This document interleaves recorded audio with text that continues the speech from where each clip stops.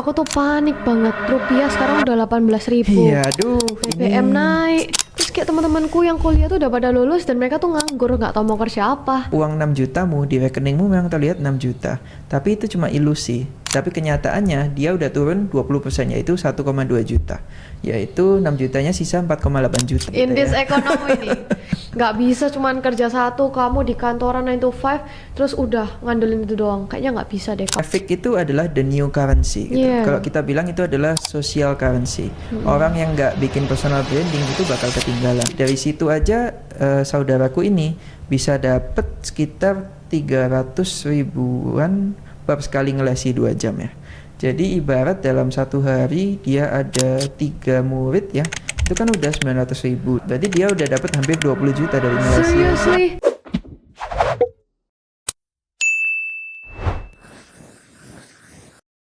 Outlier Minds. Nggak kerasa udah episode 2 aja nih. Iya, baru aja kemarin episode 1. Jadi hari ini mau bahas apa ini, Tiff? Nah, hari ini kita mau bahas tentang 5 side hustle biar lo nggak boncos di krisis tahun 2026. Memang sih masuk akal. Zaman sekarang kita nggak bisa ngandelin satu sumber income ya. Iya, benar sih. Ya, makanya guys di Outlier Minds kali ini kita bakal bahas ide-ide pekerjaan yang bisa lo lakuin biar lo tambah cuan di masa-masa krisis ini. Jadi biar kalian bisa survive dan dapur kalian tetap ngebul lah ya, meskipun kita lagi di masa-masa nggak enak. Jujur ya kok, aku tuh panik banget. Rupiah sekarang udah 18.000. Iya, aduh, BBM naik. Terus kayak teman-temanku yang kuliah tuh udah pada lulus dan mereka tuh nganggur, nggak tahu mau kerja apa. Nggak bisa hidup di Jakarta juga katanya sekarang. Aduh, iya itu bener juga loh. Kemarin ini ya, beneran ini. Kemarin aku ada cairin kan USD aku buat beli saham Indo gitu kan. Ternyata aku cairin di 17.750, aku pikir udah tinggi gitu kan. Tapi hari ini 18.000. Gila Buset. sih, cepet banget udah Dari naik itu lagi. aja sehari aku rugi 2% gara-gara aku mencairkan dolarku jadi rupiah. Apalagi kalau kamu yang tabungannya masih di rupiah. Aduh, bagaimana kayaknya semua itu? orang lagi struggling sih ini. Iya kan, yang penghasilannya masih rupiah itu kayaknya no hope kalau zaman Tapi sekarang. berarti emang krisis 2026 ini separah itu ya? Atau sebenarnya cuma drama TikTok aja sih kok? Sebenarnya ini nyata sih ya, karena kalau kita lihat di sini gini, UMR kita itu kan ada di angka 5 jutaan ya. Iya. Nah, sedangkan kenaikan bensin, kenaikan bahan pokok, beras, gandum, dan lain sebagainya, itu kan kita ini negara yang net importer ya. Jadi kita ini kalau mau beli barang-barang pokok itu, bahkan Indomie kita itu bahannya itu kita import gitu Iya, loh, gandumnya.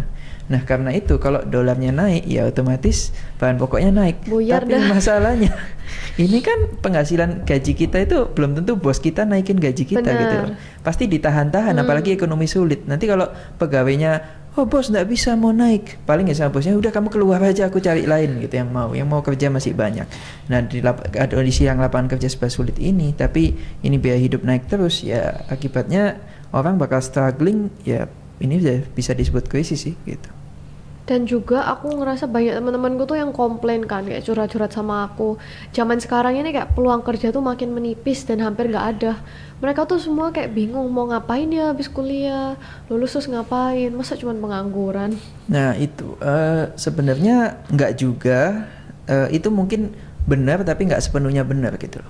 Makanya kita di sini di Outlier Minds ini kita bakal ngajarin teman-teman buat think out of the box, biar teman-teman di sini Yes, matanya melek bener ya, banget. terbuka, biar nemu, oh ternyata ada peluang ini nih, oh ternyata Ya. bisa ngerjain ini nih gitu. Jadi kita bongkar semuanya hari ini ya.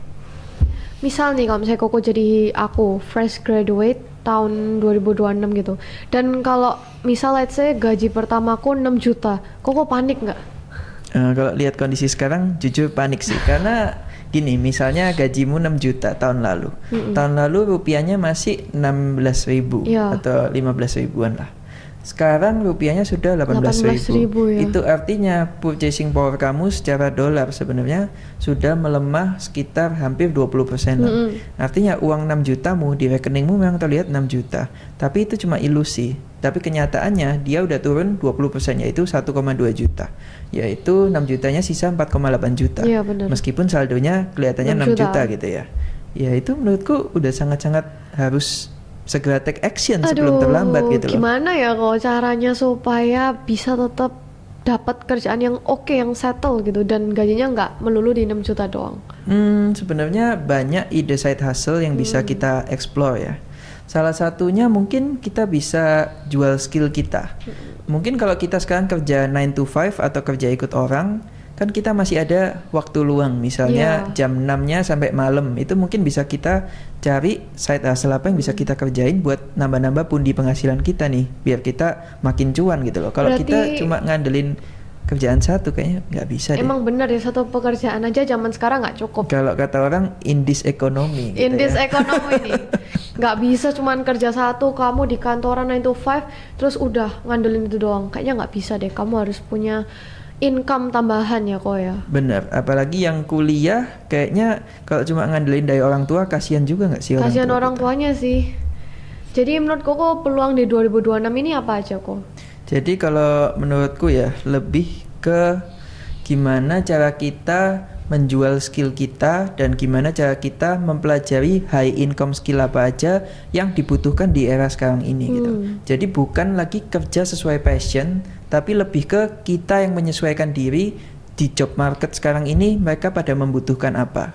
Jadi kita nggak bisa lagi misalnya, wah aku sukanya jadi pemusik, akhirnya fokus main musik terus, ya nggak dapet duit. Mending kita lihat, oh ini job marketnya lagi booming di content creation, lagi booming di jadi influencer, lagi booming di editor. Oh ya udah, aku mau nyemplung di sini, berarti apa yang harus saya pelajari ya kita pelajari ini gitu. Jadi kita harus terus ngikutin flow-nya ya. Benar, kayak jadi arahnya. nggak boleh kaku lagi. Nggak boleh kalah sama teknologi juga nih. Karena aku lihat semua sekarang udah serba AI ya.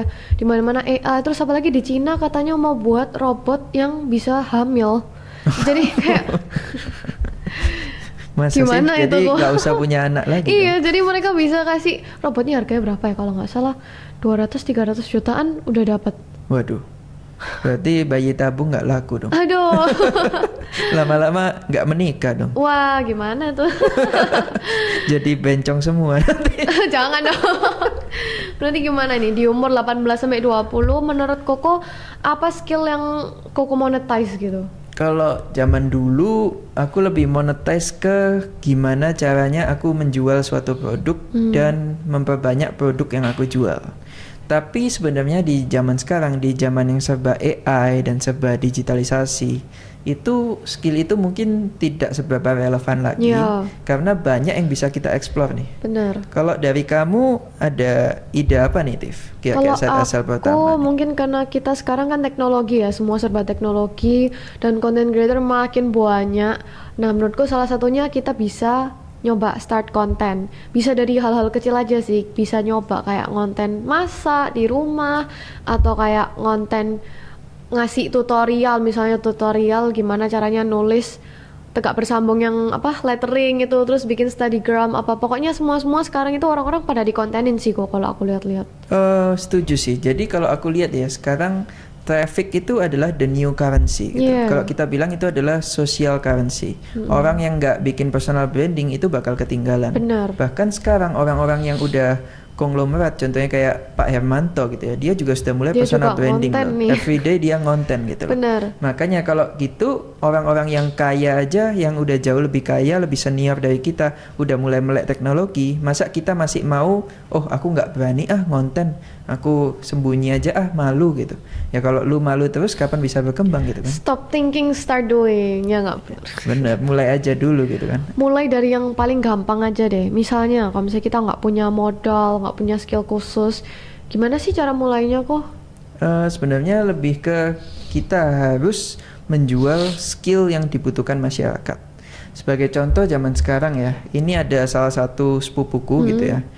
Dia ini jago Mandarin gitu. Jadi dia dari dulu les Mandarin, sekolah Mandarin, dia pintar gitu kan. Makanya dari sana dia akhirnya sekarang karena ekonomi lagi kayak gini, sekarang dia kerja di pabrik kosmetik. Tapi pada saat dia selesai kerja itu dia ngelesin gitu loh, ngelesin Mandarin. Dan ngelesin Mandarinnya dia lakukan secara online. Karena sekarang kan serba Zoom ya, serba digital ya. Kita nggak perlu lagi datang ke rumah murid ngelesin, tapi dengan di rumah aja kita bisa ngelesin orang kayak gitu. Nah jadi dari situ aja saudaraku ini bisa dapat sekitar 300 ribuan per sekali ngelesi 2 jam ya. Jadi ibarat dalam satu hari dia ada 3 murid ya, itu kan udah 900.000 dikali dalam sebulan. 5 seminggu ada 5 hari kan. Iya. Itu 5 kali 3 15 kali 300 udah 4,5. Wih, 4,5 wow. dikalikan 4, berarti dia udah dapat hampir 20 juta dari ngelesi aja. Seriously? Wah gila sih, jadi sekarang skill itu penting ya. Iya, jadi total kurang lebih dia dapat 15 sampai 20 jutaan dari ini. Bahkan Wah. hampir mengalahkan gaji utamanya loh. Gila, gokil itu udah ngalah-ngalahin UMR Indonesia loh. Benar. 20 juta per bulan. Wah, keren sih. Kalau kamu sendiri gimana? Ada nggak sih saudaramu yang kayak gitu? Bisa jadi misalnya kayak side hustle-nya itu ngalahin main income-nya gitu. Aku ada sih temen yang tiap dia liburan ke luar negeri gitu kok, dia mesti open just tip.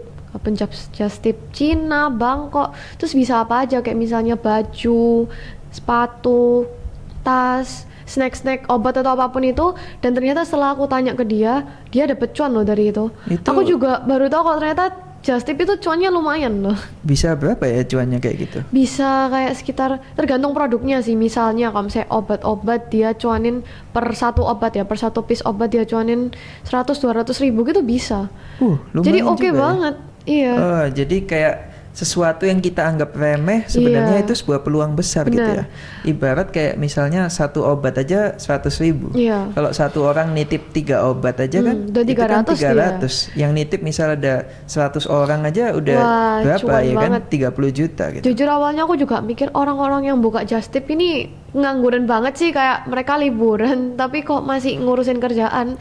Terus setelah aku tahu, oh ya ternyata emang oke sih just tip ini. Jadi memang kita tinggal mau mengorbankan waktu sedikit Iya, ya, itu bisa jadi penghasilan tambahan. benar. Bahkan kalau kita lihat ya kemarin kita kan lagi ulang tahun Surabaya nih, itu ada namanya Surabaya Shopping Festival gitu.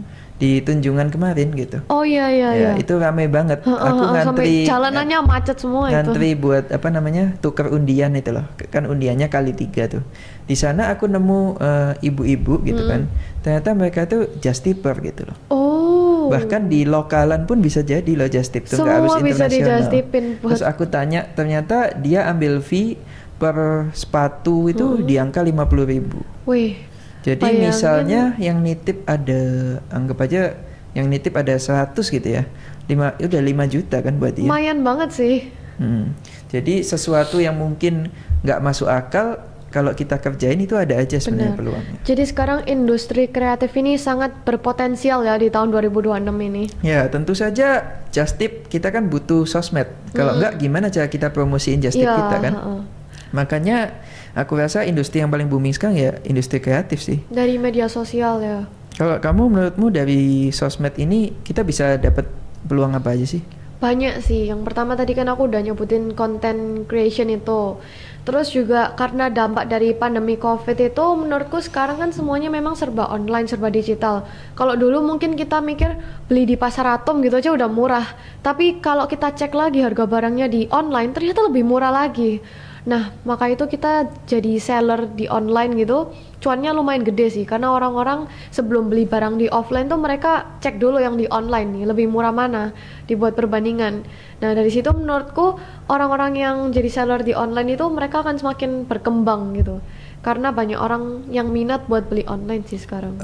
Itu masuk akal juga sih, karena mereka yang seller offline itu kan mereka harus sewa tempat, Iya. sewa tempat, bayar pegawai, bayar listrik dan lain sebagainya. Otomatis mereka punya operasional kan makin gede. Iya. Sedangkan buat kita yang jualan online, operasional kita kan kecil. Cuman Jadi modal otomatis HP doang kita sih. bisa jual lebih murah kan Benar. daripada mereka. Jadi itu salah satu advantage kita, dan makanya sangat disayangkan ya, banyak usaha-usaha teman-teman itu yang belum go online itu lama-lama gulung tikar karena Iya. tidak mengikuti perkembangan zaman. Benar. Makanya kita harus lebih adaptif kali ya. Kalau ada tren apa ya kita Harus langsung ikuti gitu loh. ngikutin. Kalau memang sekarang lagi trennya live shopping ya kita harus mulai nge-live gitu.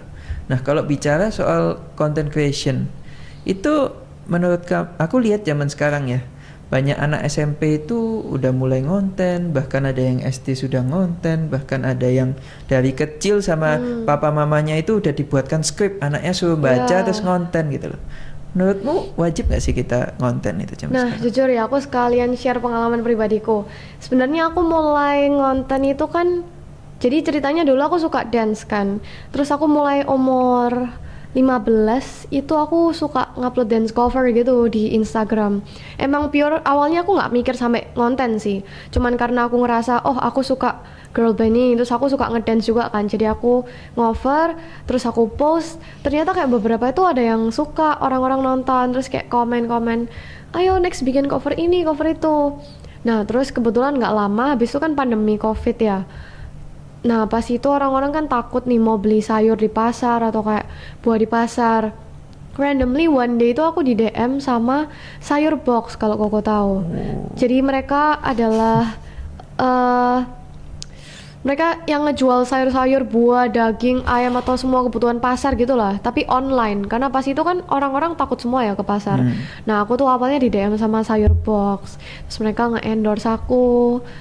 Nah dari sayur box itu terus lama-lama banyak bermunculan brand-brand lain yang nge-DM aku tuh kayak mau endorse juga. Terus dari sana dari endorse aku mulai start modeling juga. Nah semua itu bisa aku dapetin dari karena aku ngonten dance ini. Jadi menurutku makanya nggak ada salahnya buat kita buat coba start ngonten. Yang penting berani dulu buat start.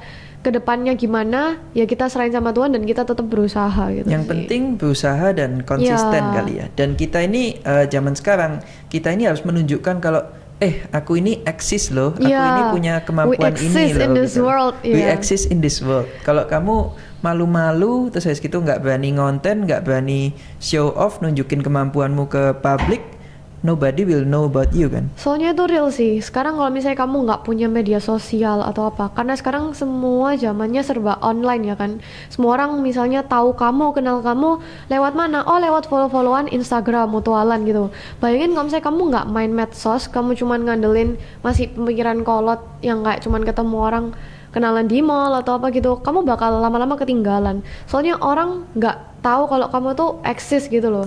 Tapi dengan kamu ngonten, kamu posting gitu di Instagram atau di TikTok atau dimanapun, mereka jadi tahu oh ternyata misalnya oh Tiffany ini orangnya yang gini gini gini, dia tuh yang kayak ngonten gini gini gini. Terus misalnya kayak oh kok Steven tuh biasanya bahas soal saham, kripto gitu-gitu.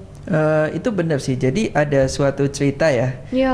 Gini, temen aku mau kenalan sama suatu orang gitu. Misalnya orangnya terkenal gitu Iya, ya. iya. Dia DM nggak dibalas sama orangnya. Tapi kalau aku DM orang tersebut, itu DM kita dibalas loh. Ya, karena kita Kenapa? punya Karena kita punya personal branding. benar, kita punya personal branding. Dan ada juga cerita unik ini. Aku misalnya lagi jualan nih. Pernah mau jualan, mau transaksi misalnya 200 jutaan gitu ya. Itu orangnya berani transfer duluan ke aku tanpa ketemu aku. Maksudnya sebelumnya Iya. itu enggak pernah ketemu aku Iya, gitu. iya, iya. Kita mau jualan suatu barang itu jadi lebih mudah dan jalannya itu jadi lebih terbuka gitu. Karena orang percaya sama kita dan kita ada build something di our social media kan yang membuat orang mikir kayak oh orang ini nggak mungkin lah kayak mbojok. Kayak Jadi udah pasti kalau- orang ini kalau misalnya mbojok pun mereka bakal malu sendiri kayak nanti orangnya kan bisa ngeviralin oh ternyata influencer ini mbojok gini gini gini. Iya, jadi sebenarnya ya zaman sekarang ini kita lebih dimudahkan lah ya. Iya. Asal kita bisa melek gitu loh. Dan kita bisa pintar membaca Memanfaatkan. peluang dan memanfaatkan tren. Makanya di zaman sekarang orang yang nggak punya sosial media dan nggak berani personal branding atau konten itu pasti mati sih. Karena zaman sekarang orang mau kenalan ya lewat sosial media. Orang mau kenalan juga kita lihat dulu dong. Oh backgroundnya ini siapa gitu Ya, kan. mutualsnya siapa Mutualnya aja siapa nih. gitu kan. Misalnya mau ngajak kenalan kamu kalau stranger nggak ada apa namanya profilnya Mutualsnya, kayak ya. nggak ada mutualsnya terus habis gitu profilnya acak adut Kosong. gitu kan kamu nggak berani balas kan Iya, dikira makanya, siapa ini siapa gitu kan. nih mau nipu kali ya scam kali ya. Sama juga kan misalnya kayak zaman dulu kita mau transaksi sama orang kan kita harus kenal dulu siapa gitu kan. Tapi dengan adanya sosial media orang itu bisa percaya sama kamu loh, berani transfer duluan ke kamu loh. Benar. Tanpa harus ketemu kamu atau berinteraksi sama kamu. Makanya menurut saya itu hebatnya sosial media. Makanya traffic is the new currency itu real sih gitu. Tapi menurut Koko selain jadi content creator atau content creating itu, posisi yang paling dicari dan dibayar mahal di industri kreatif zaman sekarang tuh apa sih? Kalau kamu tahu mungkin teman-teman kamu zaman sekarang ya banyak yang diundang ke China buat live streaming. Iya, heeh, aku juga ditawarin sih itu. Oh, gimana tuh konsepnya? Nah, jadi itu aku sempat nanya kan, kayak TNC-nya gimana. Jadi basically kamu ntar kontrak sama mereka, terus kamu bakal live di Cina tuh 10 harian deh kalau nggak salah. Itu kamu 10 jam itu live, full live, terus nggak ada istirahat, nggak ada berhentinya.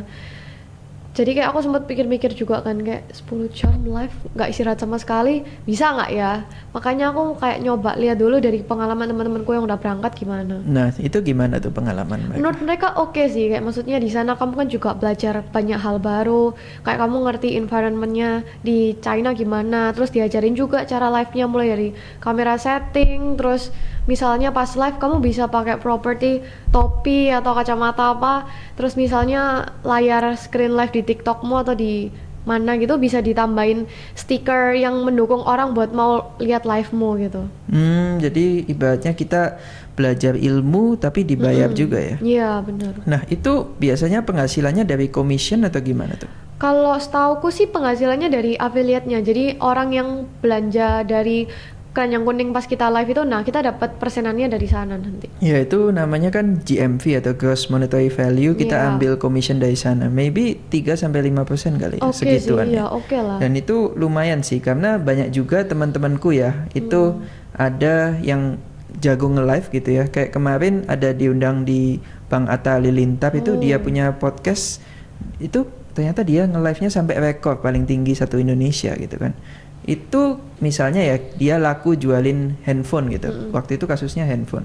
Misalnya dia jual handphone senilai kalau nggak salah kemarin 10 triliun kalau nggak salah. Wow. 10 triliun dari live gitu kan. Gila, keren Meskipun banget. komisinya aja cuma 1%, itu kan udah berapa Oke puluh banget miliar gitu sih. kan dari nge-live. Makanya live menurutku nggak ada salahnya dicoba sih.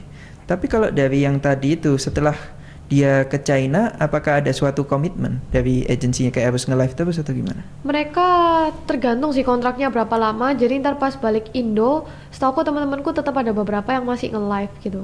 Nge-live-nya itu sukarela atau maksudnya Karena buat ngejar komisi ada atau memang ada kontraknya sih kontrak? sama mereka. Oh, jadi kamu udah saya ajarin, jadi Iya. kamu harus berkomitmen untuk live sekian lama kayak Benar, gitu ya. benar. Tapi sebetulnya itu bagus nggak sih menerima offering seperti itu? Jadi kita bisa terbuka buat peluang baru gitu. Menurutku oke sih, sekalian buat nambah ilmu juga ya kan, gak ada salahnya juga kita buat belajar new skill dan ngikutin perkembangan zaman sekarang. Jadi kamu mau cobain juga? Mau nggak ya? Mau lah, mau. Mungkin nanti bisa dipertimbangkan gitu. Iya, nanti Terus mikir-mikir lagi. Yang kedua mungkin video editor. Bener. Jadi zaman sekarang ya, misalnya aku ngonten gitu kan. Kan aku udah ngonten, udah mikirin ide konten, terus Udah habis gitu ngerekam-rekam. ngomong capek, terus gitu ada banyak kerjaan. Nggak mungkin kan malam masih aduh ngedit lagi. Makanya aku akhirnya cari editor. Dan ternyata editor itu jobnya high demand banget loh zaman sekarang. Anggap aja dari aku ya, aku tiap bulan ngasih editor itu bisa 5-7 juta sendiri. Ibarat kalau satu editor dia handle 10 talent aja kan udah 50-70 juta tuh. 5-7 juta tuh berapa video kok? Itu kemungkinan kalau yang short reels gini 30-an ya. Kalau Oke yang ya. YouTube maybe for video. Jadi itu udah sepaket gitu ya. Nah, itu misalnya si video editor ini kuat gitu ya. Dia bisa handle 5 klien, Banyak 10 klien klien, kan. Ya dikalikan Lumayan aja sih. 6 juta kali 5 udah 30. Daripada kerja ikut orang kan mending freelance aja kan jadi editor. Benar. Jadi itu ya salah satu peluang juga zaman sekarang.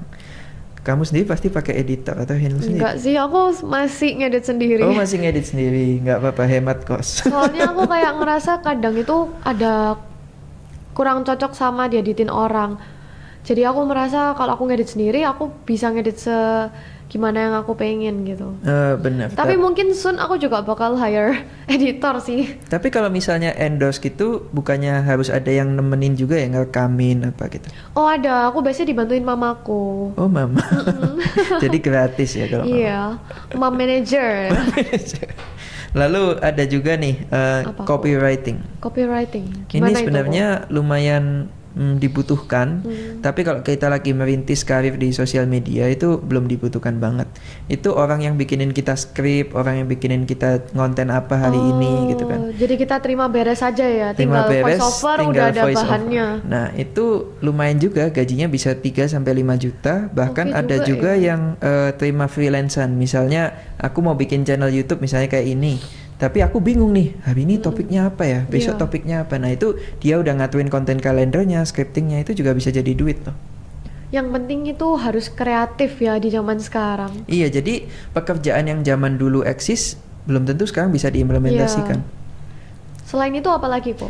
Nah, itu semua pekerjaannya itu bisa dipermudah juga dengan AI sih, Tif, gitu. Bener.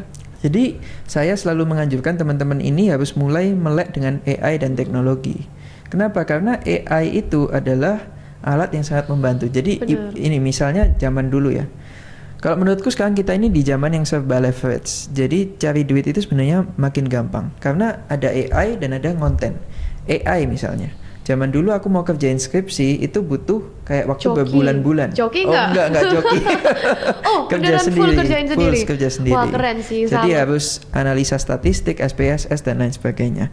Tapi zaman sekarang semua zamannya serba AI gitu loh. Iya. Nah, serba AI, orang ngerjain skripsi itu mungkin nggak sampai sebulan udah kelar gitu loh. Nyari datanya sudah cepet, gampang gitu. Tapi zaman dulu butuh kayak 4-5 bulan, 1 semester baru kelar. Nah, itulah menurutku udah jadi leverage. Kedua, konten. Konten ini social currency ya. Menurutku itu juga leverage. Kenapa? Dulu orang yang mau ngiklan, misalnya Jawa Pos gitu ya, mau bayar nyebarin ke 1.000 orang gitu. Atau mungkin orang ngiklan di bioskop di XX1. Itu nyangkau 1.000 orang, itu udah habis uang berapa? Belasan juta, Banyak puluhan banget juta. sih. Sedangkan zaman sekarang kita cukup konten organik aja, cari view 1.000 itu gampang kan? Bisa. Iya, jadi menurutku itulah Sangat leverage terbantu ya. yang harus kita pelajari zaman sekarang, AI dan juga konten gitu. Bener. Kalau Clipper gitu, Koko pakai nggak buat kontennya Koko? Pakai juga sih. Itu sebenarnya juga pekerjaan zaman sekarang ya, zaman now gitu. Bisa Ibaratnya kayak orang cuma ngeklipin video misalnya nih kayak video podcast kita ini. Ini nanti kalau diklip gitu kan bisa dapat duit juga gitu kan. Oh iya? Iya, nanti kita kan misalnya pakai agency atau mungkin kita clipper-clipper ini yang mau ngeklip video kita gitu ya, ngeklip nanti viral, nanti aku bayar gitu loh. Nah, tapi DM aku dulu gitu kan, minta, oh kok ini kalau tak klipin Iya, bayar iya, berapa iya, gitu iya, kan. iya, Nanti iya, Koko iya. mau kasih aku berapa. Banyak loh yang DM aku kayak, Oh iya? kok konten Koko mau saya klipin ta gitu. Itu sebenarnya makanya yang penting jangan malu gitu loh. Kalau malu buat approach ya nggak akan jadi apa-apa gitu kan. Iya, iya, Misalnya kayak Tiffany, aku mau pakai jasa modeling kamu ya kan, harus ini kan, harus nge-approach juga approach, kan. iya. Ya sama untuk Clipper gitu, yang penting kalian jangan malu karena Clipper tuh sebenarnya penghasilannya lumayan sih. Ada temanku yang penghasilannya dari Clipper doang itu 10 sampai 20 juta satu Wow, dari bulan. motong-motong video aja itu Dari bisa dapat motong-motong video segitu. doang. Wah, Modalnya cuma gila modal sih. HP sama CapCut. Yang penting ngekat video, videonya kebetulan Dibikin viral menarik, ya kan, ya. dibikin menarik. Itu karena Clipper itu kan kalau dari zaman sekarang bayarnya per view. Misalnya Rp1 1 view. Misalnya videonya itu ada yang viral dalam sebulan ada 10 video aja kan. 1 juta, 1 juta, 1 juta, 1 juta. Itu kan udah 10 juta sendiri dari itu. Makanya Clipper ini juga salah satu pekerjaan yang menjanjikan ya zaman sekarang. Oke banget ya. Terus Koko dari tadi kan ada bahas leverage konten ya. Mungkin Koko bisa lebih jelasin ke semua audiens Koko yang lagi nonton ini tentang leverage konten ini gimana? Soalnya aku denger kan yang bikin content creator beda dari side hustle lain kan karena dia ini leverage konten ini. Menurutku content creator ini adalah jembatan ya untuk pekerjaan-pekerjaan yang lain.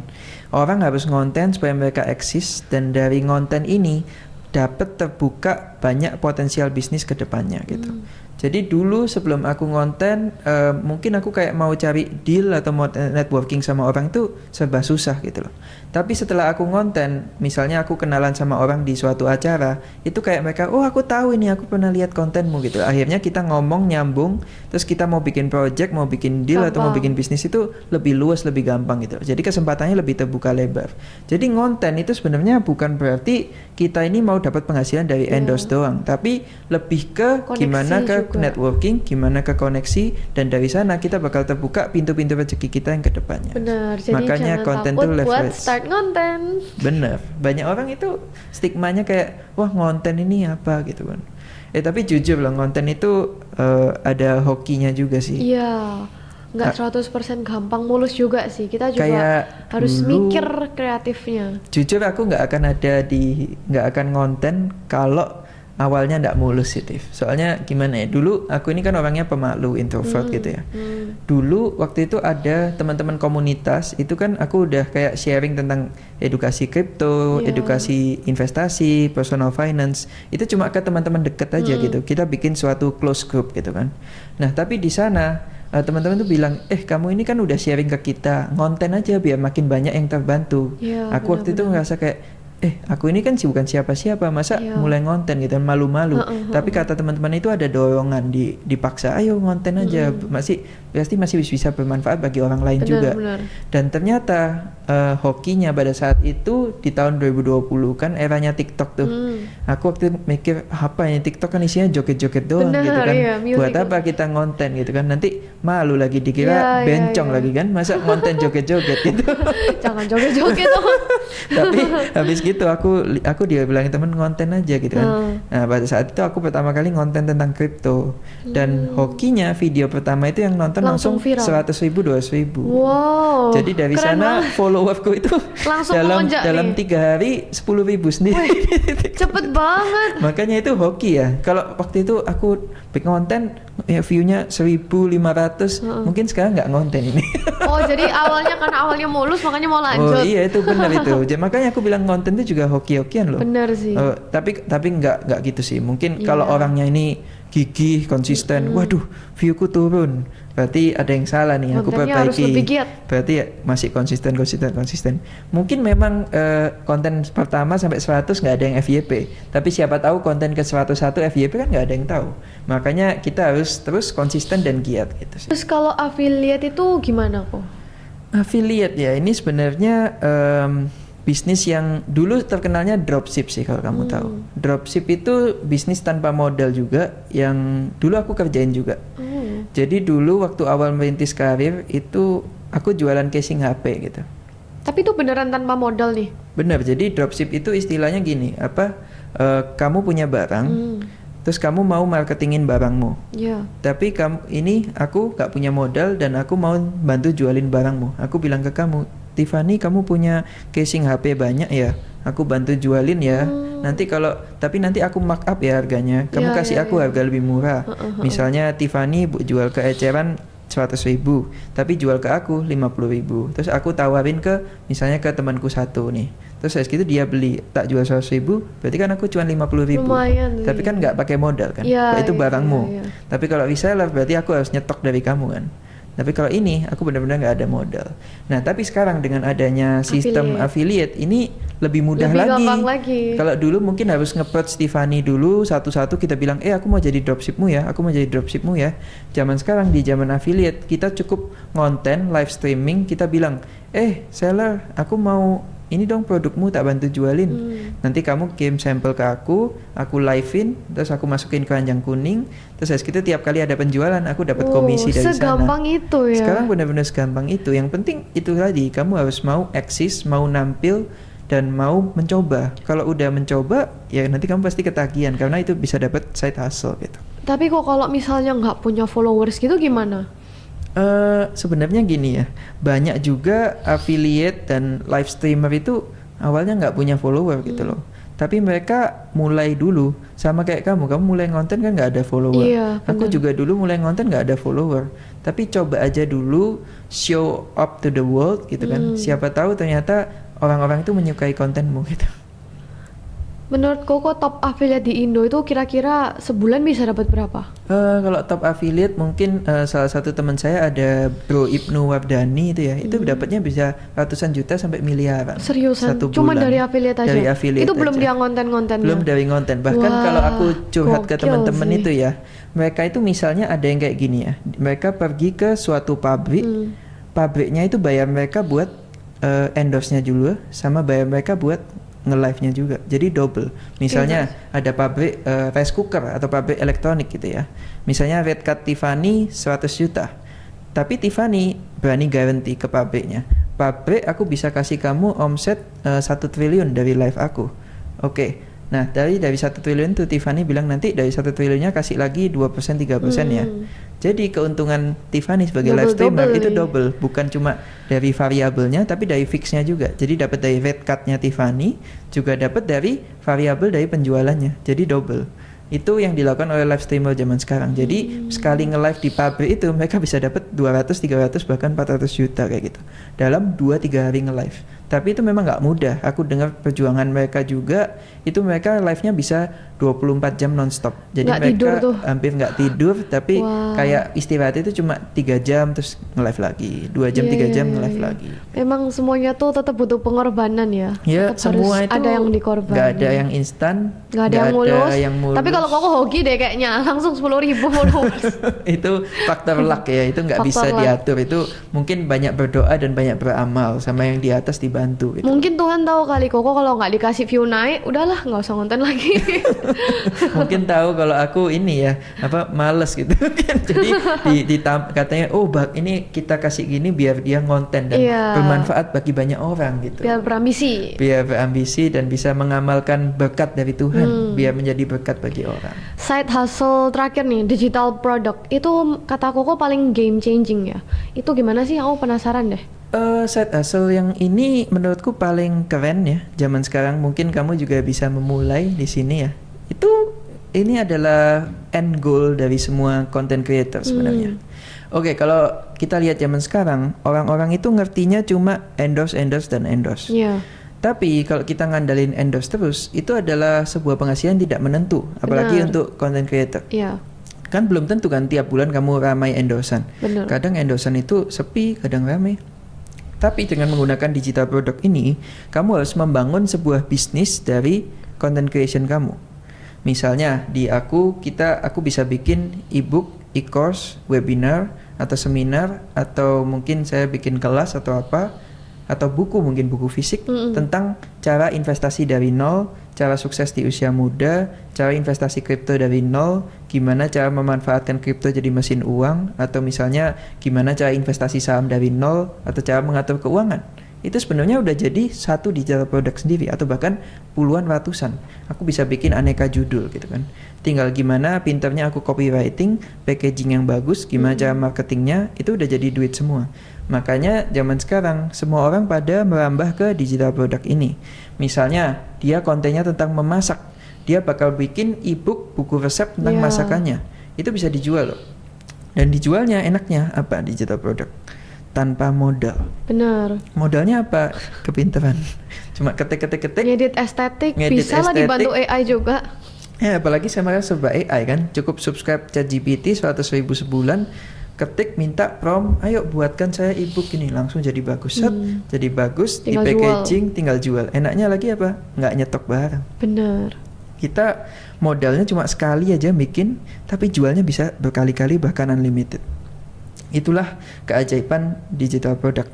Kalau misalnya produk fisik, misalnya kita mau jual ini, kita kan sekali kulak habis 50.000. Tapi kalau mau beli barang kedua, ketiga kan bayar 50.000.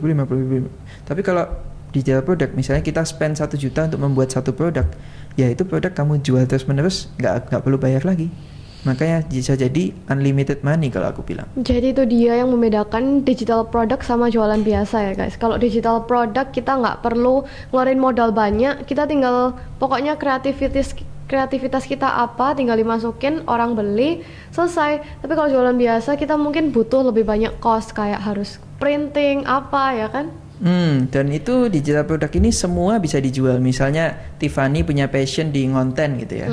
Tinggal bikin aja cara mendapatkan 100.000 follower dalam waktu 1 bulan, udah jadi ebook sendiri.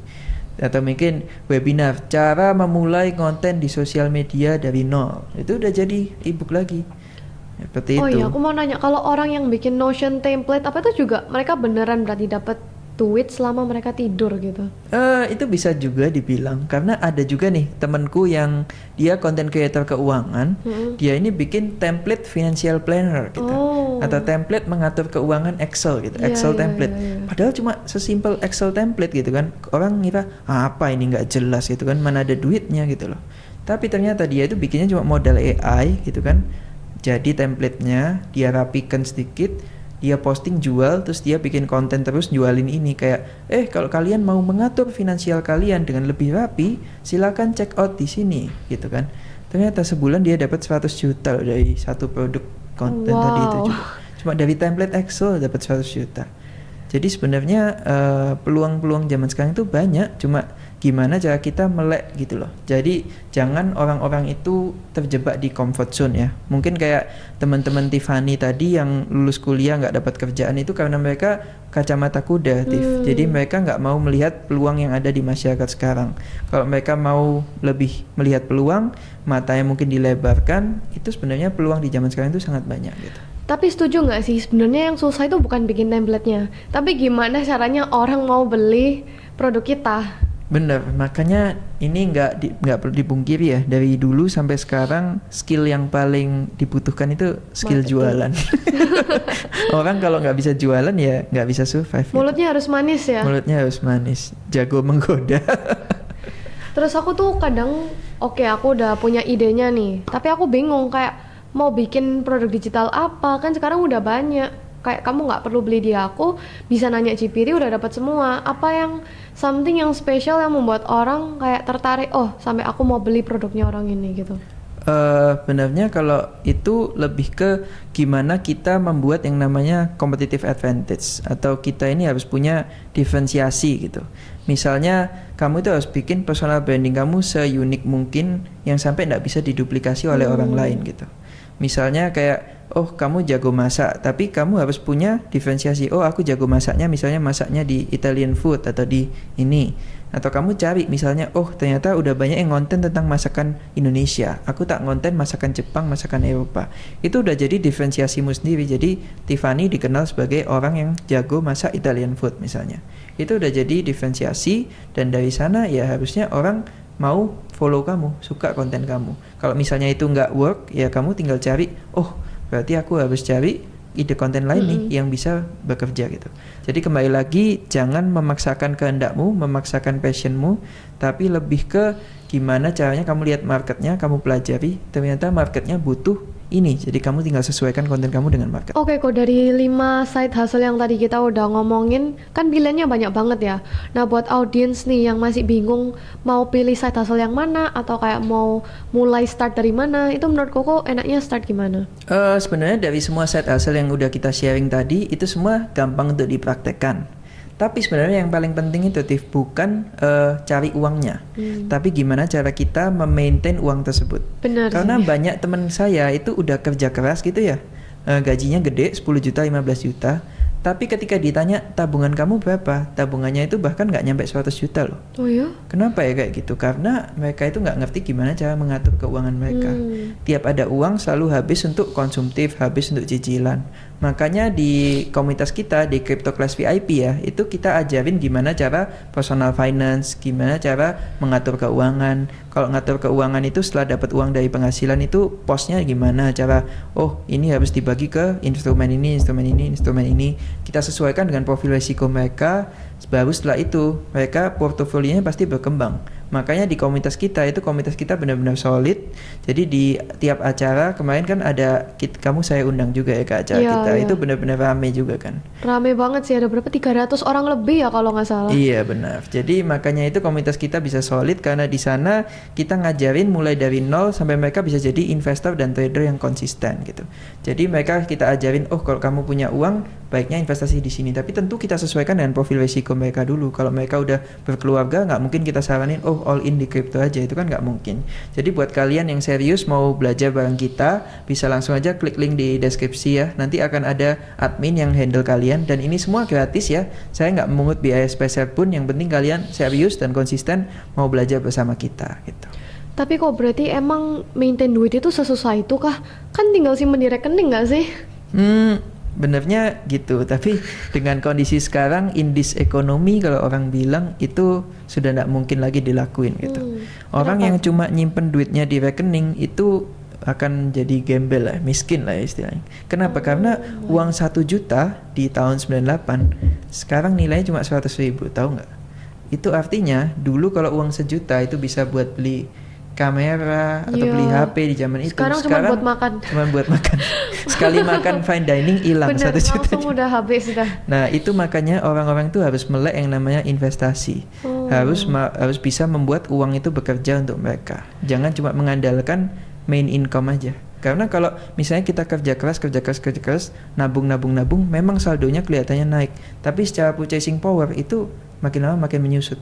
Dan inflasi pendidikan real itu ada di angka 15-20%. Artinya kalau biaya pendidikan anak misalnya itu naik terus loh, bisa sampai 15%-20%.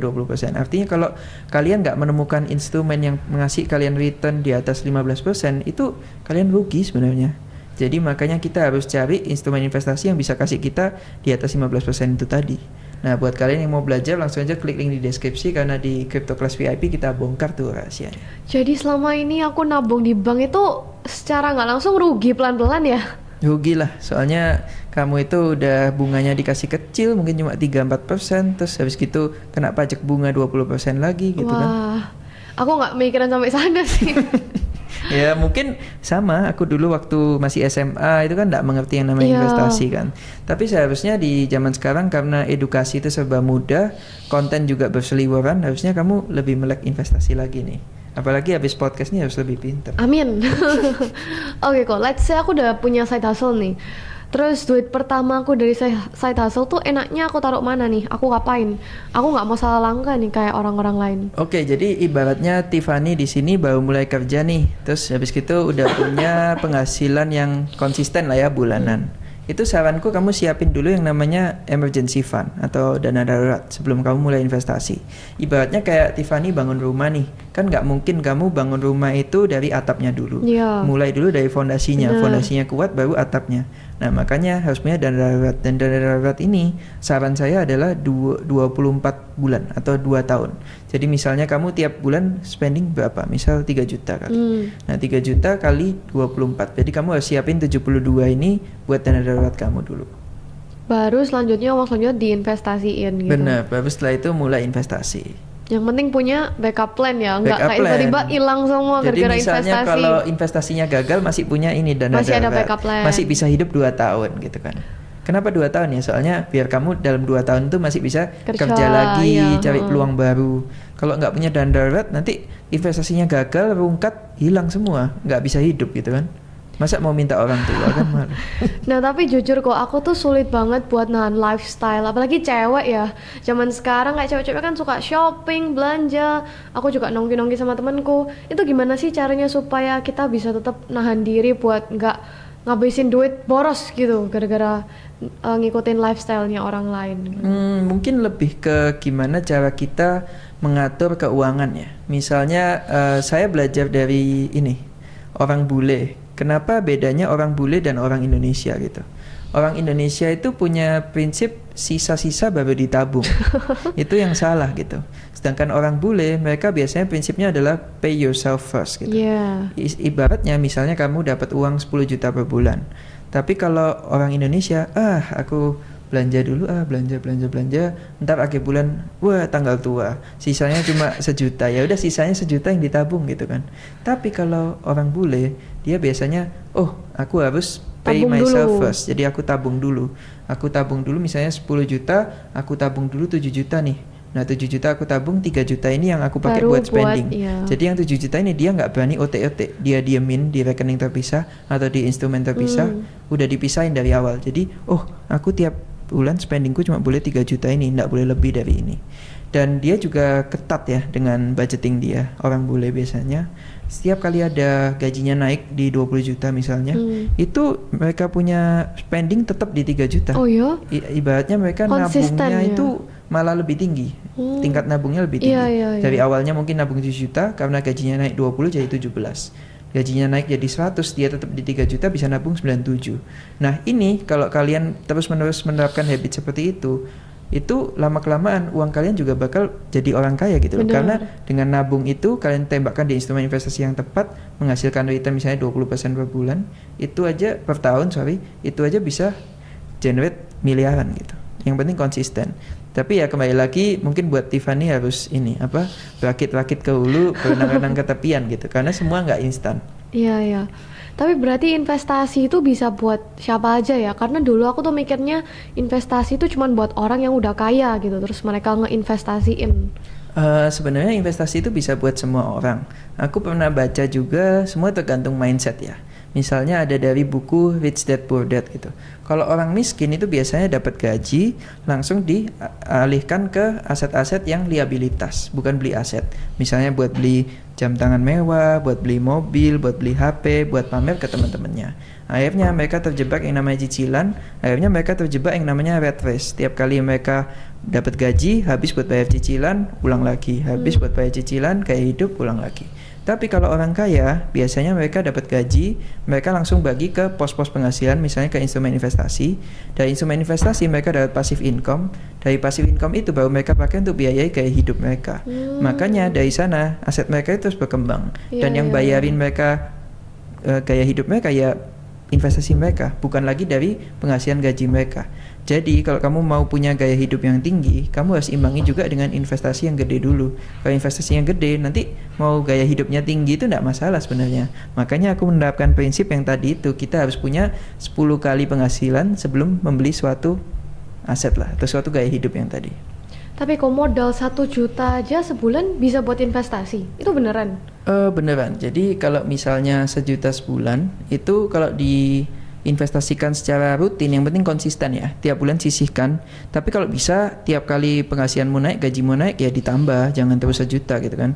1 juta sebulan aja.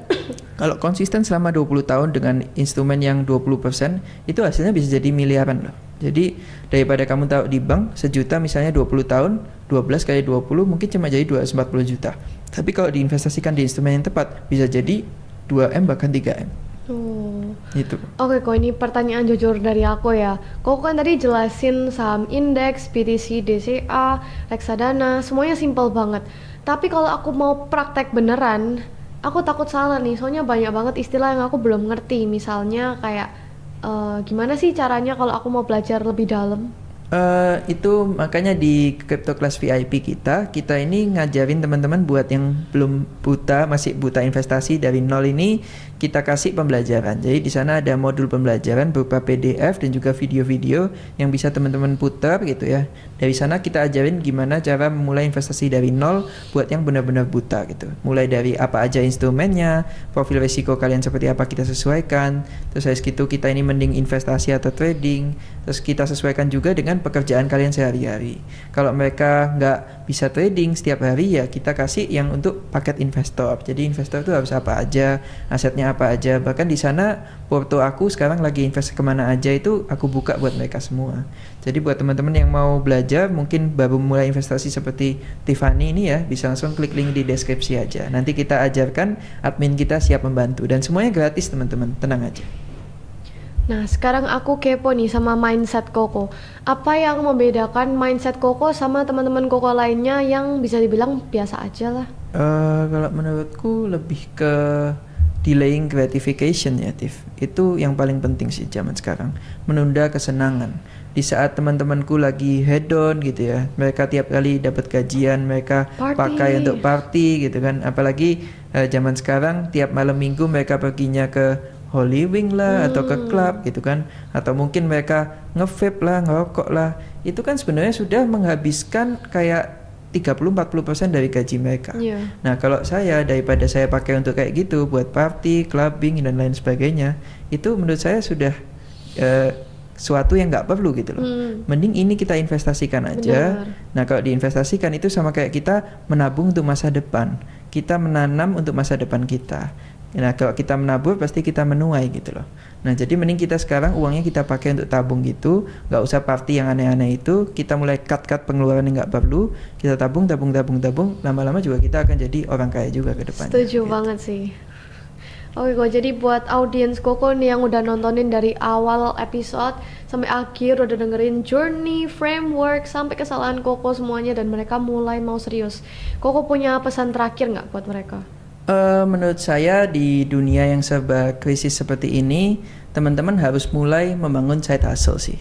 tentu saja teman-teman nggak bisa mengandalkan satu sumber income. Kalau teman-teman cuma mengandalkan satu sumber income, ya lama-kelamaan mereka akan jadi miskin secara tidak sadar, lama-lama jadi gembel juga gitu loh.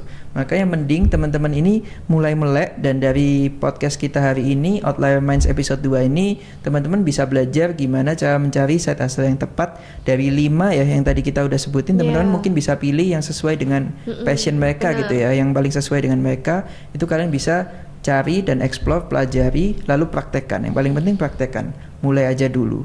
Nanti kalau teman-teman udah punya udah punya penghasilan tetap, penghasilan bulanan dari side hustle-nya, mengalahkan main income-nya, nggak ada salahnya buat teman-teman mulai resign dan fokus ke ini tadi, side hustle-nya, untuk dikembangin menjadi bisnis yang lebih besar. Nah, kalau udah punya income stream yang jelas seperti itu, teman-teman bisa mulai belajar investasi di kita gitu. Kita siap membantu teman-teman buat mengembangkan aset teman-teman itu gitu di Crypto Class VIP ini, karena kita membimbing kalian dari nol sampai jadi investor yang bisa konsisten dan portfolionya berkembang terus gitu loh. Jangan sampai portfolio kalian tuh tergerus oleh inflasi. Karena kembali lagi di dunia yang lagi serba krisis seperti ini, orang yang berani dan punya cash is the king, itu bisa jadi orang kaya baru ke depannya. Jadi buat teman-teman, tunda kesenangan dulu dan pastikan kalian punya cash untuk menghadapi krisis ini. Dan jangan lupa terapkan Gratiam's Law juga dalam kehidupan sehari-hari ya. Jadi kalau teman-teman tahu, orang-orang bule itu yang di Bali itu kan terlihatnya kaya ya. Mereka kayak itu bisa spending di Bali itu kayak boros gitu, sewa villa, tinggal di villa tiap hari.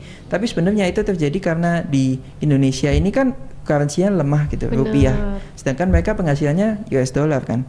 Nah, jadi apalagi di sekarang yang 18.000 ini, wah mereka jadi kayak ini kan, kayak apa? Orang kaya nih. Aku ke Bali, wih aku orang kaya nih. Padahal di dunia, di negara asalnya mereka itu orang biasa atau orang miskin. Tapi begitu ke sini mereka jadi orang kaya. Bahkan kemarin sempat ada meme yang bilang itu kayak orang bule bilang, wow, now 1 million in Indonesia is only $50 gitu. Jadi cuma selembar nih sudah jadi 1 juta di Indonesia. Kita udah dihina-hina nih sama orang bule. Jadi makanya nggak ada salahnya juga teman-teman kalau cari side hustle, mungkin bisa cari side hustle di luar negeri juga, Tiff. Karena di dunia yang serba globalisasi ini bisa remote work juga.